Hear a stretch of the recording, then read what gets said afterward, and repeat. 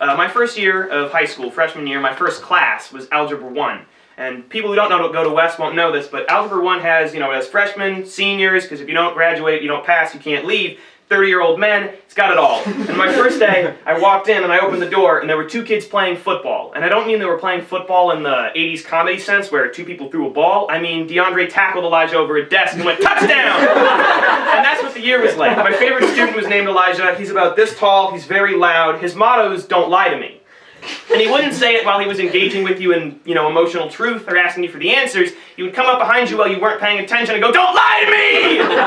And he got into a fight with another student named Matthew. Elijah's about this tall, Matthew's about this tall. And they were in an argument about who was the best at dunking. I felt like it had to be Elijah. And there's only one way to settle an argument about who can dunk the best. You fight each other. So they met outside of school and they came back. And Elijah came in and I was like, Elijah, who won? And he was like, me, fool, and he went and he sat down. And Matthew came in and said, Matthew, who won? And Matthew looked down at me and he had a big black eye and he said, I don't want to talk about it. There was a girl much smarter than me who realized about 2 weeks in that the class was not going to be going well, so she stood up during the lecture and said, nope, and walked out. And she left her backpack there, and she didn't come back to get it. The entire year, it just sat there. One time, I was in the bathroom, and I was using it as a bathroom, like you're supposed to, and I walked out of the stall, and Matthew was like, whoa, Dagan, were you taking a shit? Matthew was using it like most people do, to smoke.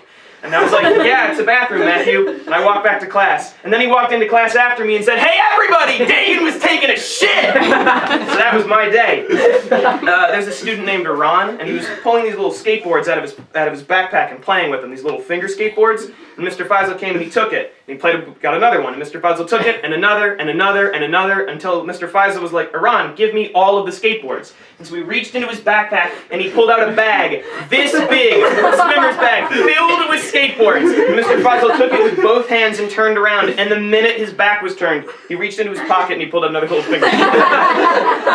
The classroom was unbearably hot because the whole right wall was just windows, and out the windows were garbage cans. And those garbage cans reflected the light and the smell into the puberty soup, and it was disgusting. And there was a fan in the corner of the room that we begged Mr. Faisal to let us turn on the entire year. Now, Mr. Faisal's from Morocco, which I bring up only because teachers in Morocco can expel students for talking out of turn.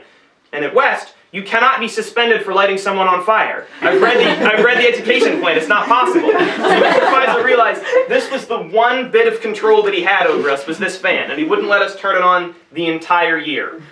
And we begged him, Mr. Faisal, please, it smells terrible, it's so hot. And on the last day of school, he caved. He let us turn on this little fan. So Will walked up and he pulled it, and it thrummed to life. It was the loudest sound I had ever heard. And the worst part? It wasn't angled down. The ceilings are 10 feet tall, it just blew over our heads.